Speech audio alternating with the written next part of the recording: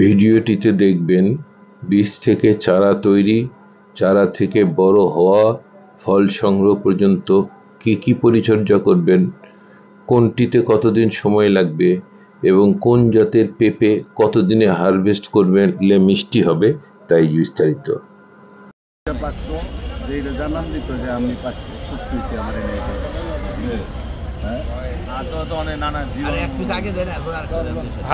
আমার ছাদ বাগানের পেঁপে আমার বন্ধুরাও খাচ্ছে, তারা খুব প্রশংসা করেছে। প্রথমে আমি বীজ সংগ্রহ করব। পাকা পেঁপের থেকে বীজগুলি নিব। বীজের কালার যত কালো হবে তত সেটাকে পরিপক্ক হিসাবে ধরে নিতে হবে। তারপরে একটি পলিতে নিয়ে একটু পানি, হালকা পানির স্প্রে করে আমি এটা মুড়িয়ে ছায়াযুক্ত একটা স্থানে রেখে দিব।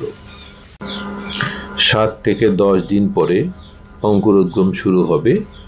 এই যে দেখুন কত চমৎকার, আমার প্রায় প্রতিটা বীজই অঙ্কুরোদ্গম হয়েছে, কারণ আমি যেহেতু পরিপক্ক বীজ নিয়েছি। এগুলো আমি ছোট ছোট পাত্রে বীজগুলোকে বপন করব। এই যে এভাবে একটু মাটি আলগা মাটি হতে হবে। এরপরে আমি এখানে যখন 30 দিন বা 45 দিন হবে, এই চারা গজাবে, তখন আমি এগুলিকে আবার অন্য জায়গায় প্রতিস্থাপন করব। দেখুন আমি আলাদা আলাদাভাবে একটি পাত্রে 2-3টিও লাগানো যায়, কারণ অনেক সময় বীজ নষ্ট হয়ে যায়, তাই একটি পাত্রে একাধিক লাগানোই ভালো। হ্যাঁ দর্শক মণ্ডলী, এখনও যদি আমার চ্যানেলটি সাবস্ক্রাইব না করে থাকেন অনুগ্রহ করে নেবেন, আর ভিডিওটি ভালো লাগলে বন্ধুদের মাঝেও শেয়ার করতে পারেন। বীজগুলো বপনের পর এই চারার এই অবস্থা। এখানে সব এক সময় লাগানো না, আমি সারা বছরই চারা করে থাকি। তবে মার্চ এপ্রিলে চারা করা ভালো, কারণ যাতে জুনের মধ্যে গাছ লাগানো যায় এবং জুন জুলাই যেহেতু বৃষ্টি শুরু হয়ে যায়, এই সময়ে গাছগুলোর গ্রোথ ভালো হয়। তা আমি দেখাচ্ছি চারার কিছু ধরন এবং কত দিনে লাগাবেন সেই বিষয়গুলিও আমি পরিষ্কার ধারণা দিচ্ছি। এই যে চারাগুলো, এই চারাগুলোর এই যে চারাটা দেখতে পাচ্ছি আমি তো একটি পাত্রে সাধারণত একাধিক বীজ লাগাই। কারণ হলো সব বীজ একরকম হয় না, সব চারাগুলিও একরকম হয় না, তাই এগুলি করতে হয়, একটু বাছাই করে লাগাইতে হয়। আর পেঁপে গাছের আরেকটা সমস্যা হলো প্রতি 4টা গাছে 3টাই দেখা যায় পুরুষ গাছ হয়েছে, যে কারণে চারা লাগানোর সময় কোনো পাত্রে একটু বেশি লাগাইতে হয়, পুরুষ গাছগুলি তুলে ফেলে দিতে হয়। তো দেখাচ্ছি এখানে আমি এক সময় বীজ বপন করেছিলাম, কিন্তু 3টা চারা কিন্তু 3 রকম। এই যে বন্ধুরা দেখেন, 3টা চারা 3 রকম। কারণ হয়তো বীজ ভালো ছিল না, সব বীজ তো আর ভালো থাকে না। আমি যদিও বীজ লক্ষ্য করি কালো রঙের বীজগুলোই লাগিয়ে থাকি। তো এখানে 3টা 3 রকম হওয়াতে আমি ওই পাশের 2টা লাগাবো না। এই যে এইটা হৃষ্টপুষ্ট হয়েছে, এটাকে আমি আগে লাগাবো। আরেকটি বিষয়, একসঙ্গে লাগালে যে গাছটি দ্রুত বড় হয় সেটাকে তো পুরুষ গাছ হওয়ার সম্ভাবনা থাকে, সেটাও খেয়াল রাখতে হবে। তাই 2-3টা একসঙ্গে লাগালে যেটা পুরুষ গাছ হয় সে তুলে ফেলতে হবে। এই গাছগুলোর বয়স প্রায় 1.5 মাস। এই 1.5 মাসে কিন্তু 3টা 3 রকম হয়েছে। তো এইটা সাধারণত 1 মাস বয়সী গাছ লাগানোই ভালো, অর্থাৎ 30 দিন বয়সী। তবে আমি যেভাবে রাখছি কোনো সমস্যা হচ্ছে না, এগুলি তুলে ফেলে লাগানো একটু খুব সহজ। তারপরে এই যে এখানে 2টা চারা দেখা যাচ্ছে, এই চারা 2টা কিন্তু বেশি দিন হয় নাই, এগুলি 1 মাসের মতো বয়স এগুলো। তো এখানেও 2টা 2 রকম হয়েছে। এই যে একটি পাত্র, আমি এটাকে সামনে নিয়ে এসে দেখাই। এই যে পাত্রটিতে একই সময় লাগানো, অথচ এই যে বন্ধুরা দেখেন, এইটা কিন্তু এটা খুব চিকন গাছ হয়েছে, আবার এটা বড় হয়ে গেছে। এটার বয়স কিন্তু প্রায় 3 মাসের উপরে। তো এটাও লাগানো যায়, 3 মাসের উপরে হওয়ার পরেও লাগানো যায়। এগুলি আসলে আমি অনেক চারা করি, তো দেখা যায় আমার কাছে লাগিয়েও রয়ে যায়, আমি আমার বন্ধুদের মাঝে সেগুলো বিতরণ করি। আর অনেক সময় করা হয় না, কারণ এটা বৃষ্টির মৌসুম এসে গেছে, আমার কাছে হয়তো কেউ আসে নাই, এই জন্য এগুলি রয়ে গেছে, বেশি দিন হয়ে গেছে। তারপরে কেউ আসলে আমি এগুলি দিয়ে দিব, এগুলিও গাছ হবে, কোনো সমস্যা নাই। আরেকটা জিনিস দেখাই, এই যে একটি গাছ, এই যে একটি চারা দেখা যাচ্ছে, এটা কিন্তু খুব দুর্বল হয়েছে। তো এই দুর্বলটা লাগানোর কোনো দরকার নেই। তো বন্ধুরা, এই হলো চারার অবস্থা আমি দেখালাম। এবার আসুন মাটি তৈরি। এই যে মাটি দেখছেন, এগুলো আমি সবসময় তৈরি করে রাখি। কী ধরনের মাটি আমি পেঁপে গাছ লাগানোর জন্য ব্যবহার করব? দোআঁশ বেলে মাটি বা এঁটেল মাটি হইলেও সেটাকে আমরা বেলে মাটি বা দোআঁশ মাটিতে পরিণত করে নিতে পারি।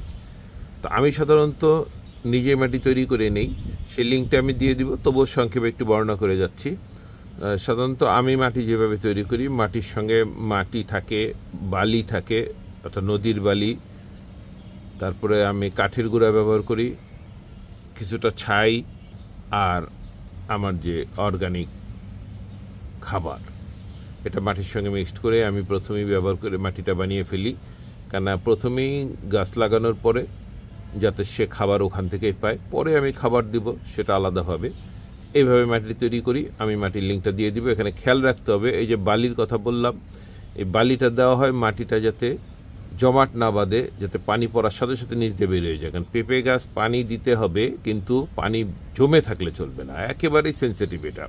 পানি জমলে এই গাছটা মারা যাবে বা ক্ষতি হয়ে যাবে। এখন আমি এই ধরনের একটি হাফ ড্রামে 4টি চারা এখানে লাগাবো। 2টি চারা এখানে লাগানো যায়, 2টি গাছ থাকতেই পারে এই ধরনের হাফ ড্রামে, কোনো সমস্যা নেই। 4টির জন্য লাগাবো। যদি এখানে পুরুষ গাছ বা দুর্বল কোনো গাছ হয়, 2টি আমি পরে তুলে ফেলবো। তো প্রথমে আমি একটু গর্ত করে নিব যতটুকু আমার চারা জায়গা দখল করবে। এরপর এই যে চারাগুলো আমি রেখেছি, এই চারাগুলোর মাটিকে আমি পাত্র থেকে আলাদা করব। এভাবে পাতলা একটি রেত বা কিছু দিয়ে এভাবে আলগা করে নিতে হবে, যাতে শিকড়ের কোনো ক্ষতি না হয়। এভাবে আলগা করে এটা উপর করে চাপ দিলেই এটা বেরিয়ে আসবে। এবার আমি এর উপর করে একটু চাপ দিব, বেরিয়ে আসবে। বেরিয়ে আসলেই আমি এটা এখানে লাগিয়ে দিব। এই যে শিকড়ের কোনো ক্ষতি হলো না, খুব সুন্দরভাবে আমি এটা নিতে পারলাম। এবং এইভাবে এখানে 4টি চারা আমি লাগিয়ে রাখবো। বন্ধুরা, এই যে ড্রামটিতে আমি 4টি চারা লাগিয়েছিলাম, সেই 4টি চারা 3 মাস পরে এই যে তাদের অবস্থা। এই যে 3 মাস পরেই পেঁপে ধরতে শুরু করছে। এই যে বন্ধু, এই যে এখানে একটি বর্ণনা করা দরকার। সেটা হলো, এখানে যে গাছগুলো হয়েছে সেটার মধ্যে এই গাছটি দেখা যাচ্ছে, গাছটি হৃষ্টপুষ্ট সব কিছু ঠিক আছে, কিন্তু ফুলও আসে নেই। এ ধরনের কিছু পেঁপে গাছ হয় যেগুলিতে পেঁপে ধরে না। এটা পুরুষও না, স্ত্রীও না। এটা ফুল আসে নাই, এটা ফুল আসবে না, এটা আমি আর কয়েকদিন পরে দেখবো, তারপর গাছটাকে তুলে ফেলবো। আর এটা হলো স্ত্রী পেঁপে গাছ হয়েছে, এটা ফুল ধরতেছে। এখানে কোনো পুরুষ পেঁপে গাছ হয় নাই, এটা আমার ভাগ্য। আসলে বীজ বাছাইয়ের সময়ও পুরুষ পেঁপে স্ত্রী পেঁপে চিনার কতগুলি পদ্ধতি থাকে, সেটা আমি আরেকটা ভিডিওতে দেখাবো। এবার শোন, খাবার কিভাবে দিব, কি দিব, কতটুকু দিব। তো আমরা এই ধরনের একটি পেঁপে গাছে, যেটা এই ধরনের রঙের ক্যানে লাগানো, 20 লিটার পানি ধরে এখানে, সেরকম একটি পাত্রে যখন আমরা একটা পেঁপে গাছ লাগাবো, পেঁপে গাছ যখন বড় হবে, এই যে বড় হয়ে গেছে, এটা পেঁপে ধরছে, এই যে ধরতেছে, এই গাছটাতে আমরা এই যে গোড়াটা দেখা যাচ্ছে একটু খুঁচিয়ে নিব। এখন আমি খুঁচাচ্ছি না, কেন? এখন বর্ষাকাল, এখন ওই যে শিকড় উপরে উঠে এসেছে পানি অতিরিক্ত পড়ায়, তাই আমি এখন খুঁচাবো না। এখন সরাসরি উপরে বৃষ্টিটা থামলে আমি দিব, এখন দিব না। বৃষ্টির সময় আসলে খাবার দেওয়ার কোনো প্রয়োজন হয় না। তো উপরে এটা একটু খুঁচিয়ে নিয়ে এখানে 1/2 ইঞ্চি উচ্চতা বজায় রেখে অর্গানিক সার, আমি যেহেতু অর্গানিক সার ব্যবহার করি, প্রথমে এটাই বলি, অর্গানিক সার ব্যবহার করতে হবে। অর্গানিক সার আমি কিভাবে তৈরি করি তার লিঙ্ক দিয়ে দিব, তবু একটু বলি। শুকনা গোবর, অর্থাৎ 6 মাসের পুরান, কমপক্ষে 6 মাসের পুরানো হতে হবে। শুকনা গোবরের সঙ্গে আমি চা পাতা, ডিমের খোসার গুঁড়া, কোনো ভার্মি কম্পোস্ট যদি থাকে, আর কিচেন কম্পোস্ট, শুকনো কিচেন কম্পোস্ট, এগুলি মিশিয়ে আমি অর্গানিক সারটা তৈরি করি। এই সারটা আমি এখানে দিয়ে দিব। 1/2 ইঞ্চি উচ্চতা বজায় রেখে আমি একটু কুচিয়ে নিয়ে, যাতে উপরে 1/2 ইঞ্চি খাবার পরে এরকম পরিমাণ খাবার দিয়ে দিব। অবশ্যই এগুলি শুকনা মৌসুমিতে, বর্ষার সময় দেওয়ার কোনো দরকার নেই। আর যারা আরেকটি কথা, আমি এটাতে যখন এটা তো পানি দিতে হয় গাছে, যখন গোড়াটা শুকনো থাকে তখন আমি প্রতিদিনই পানি দিই। আমি পানির পরিবর্তে আমার তরল কিচেন কম্পোস্টটা ব্যবহার করি। তরল কিচেন কম্পোস্ট কীভাবে তৈরি করি বা কীভাবে ব্যবহার করি সেটা লিঙ্কটা দিয়ে দিব। সারা বছর পানি যেটা দিতাম আমি সেখানে তরল কিচেন কম্পোস্টই দিয়ে থাকি আমি, তাহলে সারা বছরই গাছগুলো খাবার পায়। আর যারা রাসায়নিক সার ব্যবহার করবেন তাদের জন্য একটি পরামর্শ, যে এই ধরনের একটি পাত্রে 1 চামচ লাল পটাশ আর 1 চামচ ইউরিয়া, যখন এই যে চারাগুলো একটু বড় হয়ে যাবে তখনই কিন্তু খাবার দরকার হয়ে যায়, অর্থাৎ 2 মাস পরেই, 2 মাস 2.5 মাস পরে খাবারের দরকার হয়ে যায়। ততদিনে বৃষ্টিতে বা পানি দেওয়াতে এই মূল মাটিতে যে খাবারগুলো থাকে সেটা ধুয়ে নিচ দিয়ে বের হয়ে যায়, তাই ওই সময় খাবার দিতে হয়। তো 1 চামচ ইউরিয়া আর 1 চামচ লাল পটাশ মিক্সড করে একটু খুঁচিয়ে নিয়ে এই যে গাছের গোড়াটা, রাসায়নিক সার ব্যবহার করলে এটা খেয়াল রাখতে হবে যে গাছের গোড়াটার থেকে একটু সরিয়ে, অর্থাৎ গাছের এই যে পাত্র, এই পাত্র কিনার ঘেঁষে এখানে 1 ইঞ্চি পরিমাণ চতুর্দিকে, এভাবে চতুর্দিকে 1 ইঞ্চি পরিমাণ একটু খুঁড়ে মাটি তুলে নেবেন। মাটি তুলে সেখানে 1 চামচ লাল পটাশ 1 চামচ ইউরিয়া একসঙ্গে মিশিয়ে সুন্দর করে ছড়িয়ে দিতে হবে এবং উপরে মাটিতে ঢেকে দিতে হবে। এইভাবে আপনার রাসায়নিক সার ব্যবহার করতে পারেন। বন্ধুরা, এবার কয়েকটি জরুরি বিষয় আমি আরেকবার বলি। আমি বর্ণনার সময় বলে গেছি, তবু যদি আপনারা খেয়াল করে না থাকেন তাই আমি আবারও স্মরণ করিয়ে দিচ্ছি। বৃষ্টির দিনে কোনো খাবার দেওয়ার দরকার নাই, অর্থাৎ বৃষ্টির মৌসুম, যখন বৃষ্টি অনবরত চলতে থাকে ওই সময় কোনো খাবার দেওয়ার দরকার নেই, কেননা বৃষ্টি প্রাণীতে যথেষ্ট খাবার থাকে। এই সময় কোনো খাবার দিলে সেটা শিকড়ের জন্য ক্ষতি হইতে পারে, কেননা পেঁপে গাছের শিকড় আসলে খুব দুর্বল শিকড়, এটা উপরের দিকেই থাকে, এটা ক্ষতি হতে পারে। মার্চ এপ্রিলের মধ্যে চারা লাগিয়ে ফেলা ভালো, যাতে জুন জুলাই বৃষ্টির সময় চারাগুলো বৃষ্টি পেলে গ্রোথ ভালো হবে। মাটি তৈরির সময় একটি বিষয় খেয়াল রাখতে হবে, যেন মাটিতে ফাঙ্গাস না ধরে, এই জন্য ফাঙ্গিসাইড ব্যবহার করতে হবে। যদি রাসায়নিক আপনারা ফাঙ্গিসাইড ব্যবহার করেন, বাজার থেকে কিনে আনলে সেটার মধ্যে নিয়ম নীতি লেখা আছে, সেভাবে ব্যবহার করবেন। আর আমি অর্গানিক ফাঙ্গিসাইড ব্যবহার করি। অর্গানিক ফাঙ্গিসাইড খুব সহজ একটা বিষয়, অর্থাৎ ছাই, 1 মুঠো ছাই, ওই মাটির সঙ্গে 1 মুঠো ছাই, কাঠকয়লার ছাই হতে হবে, দিয়ে দিলেই এটা ফাঙ্গিসাইডের কাজ করবে, মাটিতে আর ফাঙ্গাস ধরবে না। আরেকটি জরুরি বিষয়, পিঁপড়ে ধরে কিন্তু পেঁপে গাছে, এই জন্য রাসায়নিক কীটনাশক ব্যবহার করতে পারেন, সেটার গায়ে লেখা থাকবে কতটুকু পানিতে কতটুকু ব্যবহার করবেন। আর যদি অর্গানিক কীটনাশক ব্যবহার করেন তাহলে সেটা লিঙ্কটা আমি দিয়ে দিব, সেটা গাছে পাতায় স্প্রে করতে হবে। পেঁপে গাছের প্রধান শত্রু মিলিবাগ, এ সম্পর্কে এখন বিস্তারিত বলবো। পেঁপে গাছের প্রধান শত্রু মিলিবাগ। মিলিবাগ চারা থেকে আরম্ভ করে একেবারে বড় হওয়া, ফল হারভেস্ট করতেছেন তখনও মিলিবাগ আক্রান্ত করতে পারে, অর্থাৎ এটা সবসময় এটা আক্রান্ত করতে পারে, যে কোনো বয়সের পেঁপে গাছকে এটা আক্রান্ত করে। তো মিলিবাগ এমন একটা জিনিস, এটা খুব সহজে দূর করা যায় না। এটাকে দূর করা কঠিন হওয়ায় খুব খেয়াল করে করতে হয়।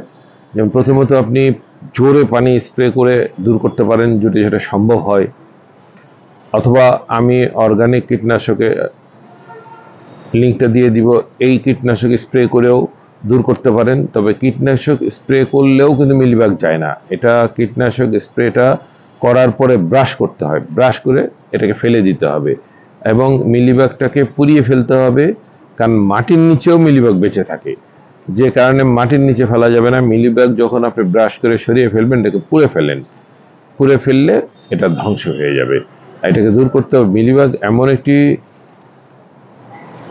কীট যা কিন্তু পেঁপে গাছকে মেরেও ফেলতে পারে, এরকম ঘটনা আমার আছে, আমি খেয়াল করি নেই।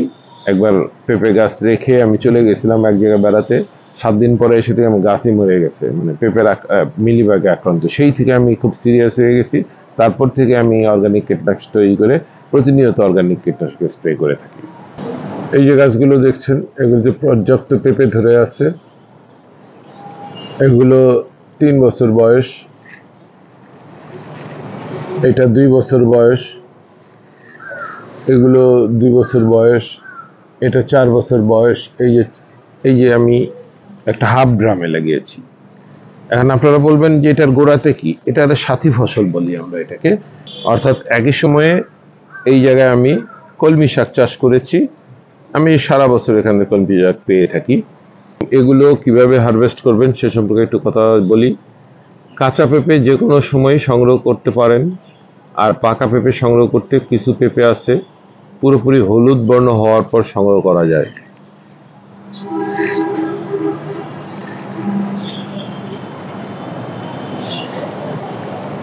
আর কিছু প্রজাতি আছে যেমন রেড লেডি, এইটা কিন্তু একটু হালকা হলুদ বর্ণ হলেই সংগ্রহ করতে হয়। প্রয়োজনে এটাকে ঘরে রেখে তারপরে খাবেন, কারণ হলো যে এটা পাখি খেয়ে ফেলে। রেড লেডি বা এই জাতীয় যেসব পেঁপেগুলো আছে হাইব্রিড পেঁপে, এগুলো একটু কালার হইলে পাখি খেয়ে ফেলে, তাই এগুলিকে একটু হালকা কালার হইলে নামিয়ে ফেলতে হয়। কিন্তু আমার এই যে বড় গাছটা, এই গাছের একটি দেশি পেঁপে, এটা একেবারে হলুদ রং হইলে তারপরে আমি নামাই, পাখি খায় না। এটা কিন্তু জাত রেড লেডি, এটাতে একটু হালকা কালার হইলেই আমি সংগ্রহ করে থাকি। আমি দেখাই, আজকে একটি সংগ্রহ করলাম। এই আমি একটু আগে এটা সংগ্রহ করছি, একটু হালকা কালার হয়েছে, তাতে আমি নামিয়ে ফেলছি, নাহলে পাখি খেয়ে ফেলবে। এখনো যদি আমার চ্যানেলটি সাবস্ক্রাইব না করে থাকেন, অনুগ্রহ করে নেবেন। এতক্ষণ আমার সঙ্গে যারা ভিডিওতে ছিলেন বিশুদ্ধতার সন্ধানে ইউটিউব চ্যানেল থেকে, আমি জাহিদ আহমেদ, তাদের অভিনন্দন জানাচ্ছি। দেখা হবে পরবর্তী কোনো ভিডিওতে। সে পর্যন্ত ভালো থাকুন, সুস্থ থাকুন।